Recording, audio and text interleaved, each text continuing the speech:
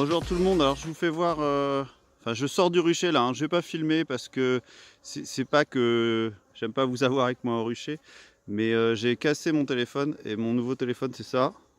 J'ai pas forcément l'intention de reprendre un smartphone parce que comme dit quelqu'un que j'aime bien. Pour moi, le lien entre smartphone et guerre est tellement évident, même matière première, même commanditaire, même victime. Pour moi, les gens qui ont des smartphones, c'est comme s'ils avaient des manteaux en peau de bébé.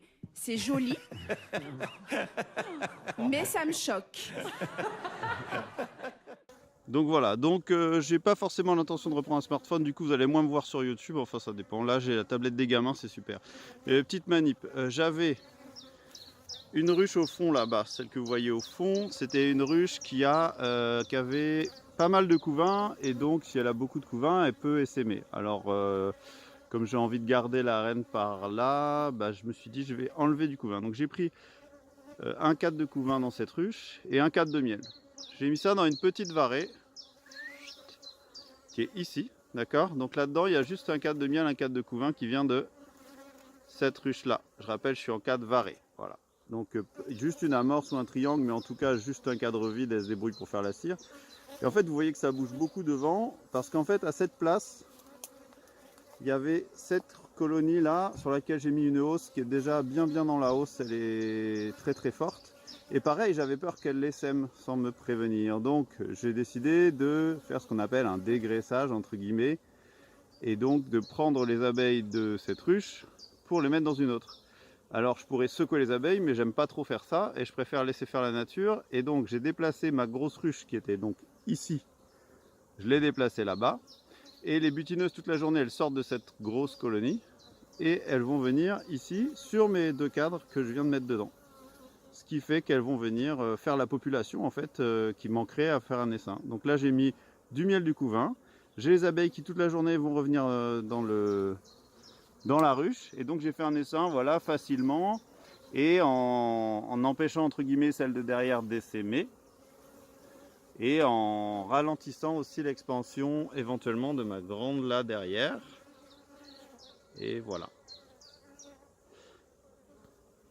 Donc je reprends la manip vite fait pour ceux qui veulent, pour ceux qui n'ont pas compris. Cette ruche là n'a pas bougé, la grande au fond. J'ai pris un cadre de miel, un cadre de couvain. Je les ai mis dans une varée vide. Cette varée vide, je l'ai mise là, à la place de la grande du fond, qui elle avait plein de population. Et j'ai plus qu'à attendre toute la journée que ça se remplisse. Vous voyez, il est 11 h du mat là. Donc ça veut dire qu'elle, elle va se remplir de butineuses toute la journée. En plus, on a une belle journée. Donc voilà. Donc elle, derrière, elle aura moins de monde, moins de butineuses, donc elle risque moins d'essaimer. Elle là-bas a moins de cadres, donc elle risque moins d'essaimer. Et elle prend la population dont elle a besoin pour démarrer. Voilà. Évidemment, j'ai mis du couvain jeune hein, pour qu'elle puisse refaire une reine dans la foulée. Alors il y a des gens qui vont me dire oui mais s'il n'y a pas de nourrice ça va pas marcher. Bon, c'est quelque chose que j'ai fait depuis un bon moment. Ça en fait les butineuses redeviennent nourrices.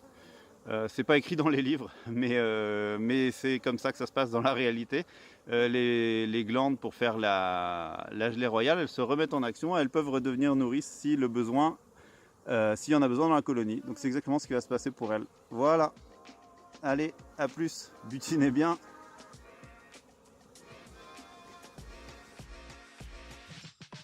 J'ai lu que si on abandonnait chacun un portable sur deux, on ferait chuter leur cours en bourse. Seulement un smartphone par famille, un smartphone par quartier. On pourrait les empêcher de nuire.